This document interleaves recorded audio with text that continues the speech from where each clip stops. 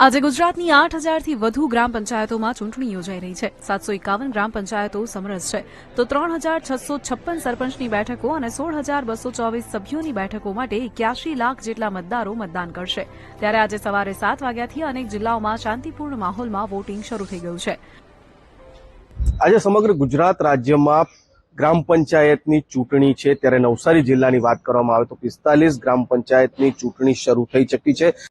તો મતદાન કરવા માટે દરેક ગામના ગ્રામજનોમાં અનેરો ઉત્સાહ જોવા મળી રહ્યો છે, જેથી સવારથી જ મતદાન મથકો પર લાઈનો લાગી છે। ગુજરાતમાં ગ્રામ પંચાયત ચૂંટણીનો માહોલ આજે બરાબર જામી રહ્યો છે। વરસતા વરસાદમાં ત્યારે સૌથી રસપ્રદ ચૂંટણીની આપણે વાત કરીએ તો ગીરી ગઢડાના ચુનાવ ગામમાં જે ગ્રામ પંચાયતની ચૂંટણી છે તેમાં બંને વહેવાનો સામસામે ચૂંટણી લડી રહ્યા છે।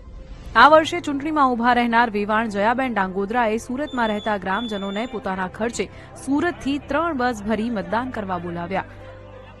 વડોદરાની દશરથ ગ્રામ પંચાયત ચૂંટણીમાં મતદાર યાદીમાં મોટો છબરડો સામે આવ્યો। ગ્રામ પંચાયતમાં મારું નામ છે, પણ અહીંયા યાદીમાં ઘડીકમાં કે છે।